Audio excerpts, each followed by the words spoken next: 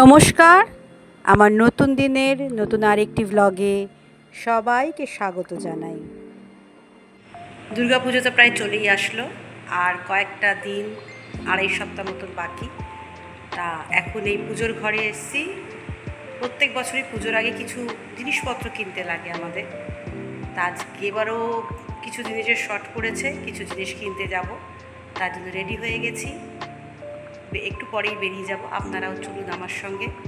এবছর পুজোয় কী কী জিনিস কেনা হচ্ছে একটু দেখিয়ে দিই আপনাদেরকে। তারপর তো দুর্গাপুজোয় আছেনই আপনারা আমার সাথে। প্যান্ডেল তৈরির কাজ জোর কদমে চলছে, সেটা দেখতেই পাচ্ছেন। এই প্যান্ডেলের সঙ্গে স্টেজও তৈরি হয়। আমাদের এই আবাসনে কালচারাল প্রোগ্রাম হয় 4 দিন ব্যাপী, 5 দিন ব্যাপী। তা এই যে আমরা যেখানে বসে আছি, এটা হচ্ছে স্টেজ তৈরি হচ্ছে, স্টেজের সিঁড়িতেই বসে আছি। আমরা বেরোবো, আর কয়েকজন আসার বাকি আছে, সবাই আসলে আমরা বেরিয়ে যাব। 25 তারিখ তৃতীয়ার দিন আমাদের ঠাকুর চলে আসছেন, এবং তারপর থেকে এই জায়গাটায় এমন ফাঁকা আর দেখাই যাবে না যতক্ষণ না ভাসান হচ্ছে ঠাকুর। সব সময় এই জায়গায় 20-25 জন লোক আপনারা দেখতেই পাবেন।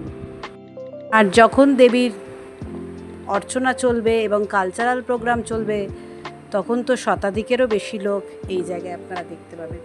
তা যাই হোক, সবাই চলে আসার পরে আমরা চলে এসেছি দেশবন্ধু স্টোর্সে, চলে এসেছি টিটাগড়ে দেশবন্ধু স্টোর্স। প্রথমেই তো শুরুতেই বলে দিয়েছি যে আমরা পুজোর বাসন কিনতে আসছি। তা এই দোকানটায় চলে এসেছি।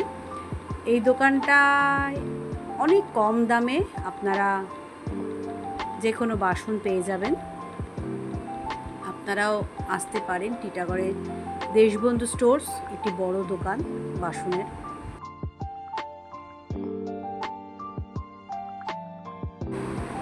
দেখেই তো বুঝতে পাচ্ছেন সমস্ত রকমের বাসনই এখানে আছে। স্টিল, অ্যালুমিনিয়াম, কাঁসা, পিতল, তামা, যা যা চাইবেন সবই পেয়ে যাবেন এই দোকানে। এই বাসনগুলো আমরা কিনেছি, প্যাকিং হয়ে গেছে।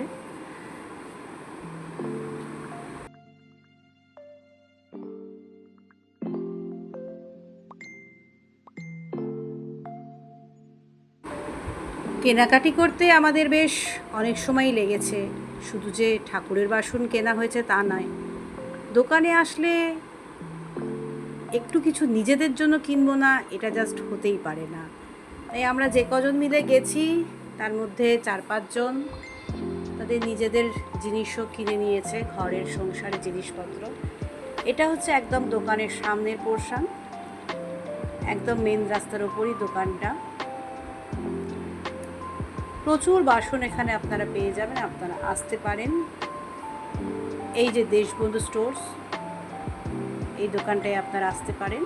সস্তায় বাসন যদি কিনতে চান, এই দোকানে চলে আসবেন। খালি মুখে কখনোই কেনাকাটি হয় না, তাই কেনাকাটি শেষে আমরা চলে আসলাম একটু ভুরি ভোজের উদ্দেশ্যে।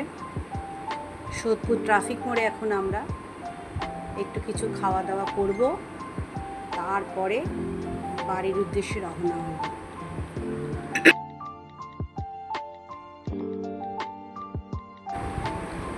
আমার আজকের এই ভিডিওটা আপনাদের কেমন লাগলো একটু কমেন্ট বক্সে লিখে জানাবেন।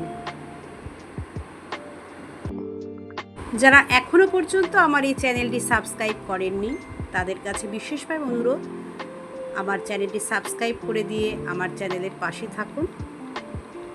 আর আমার নতুন দিনের নতুন ভিডিওর অপেক্ষায় থাকুন।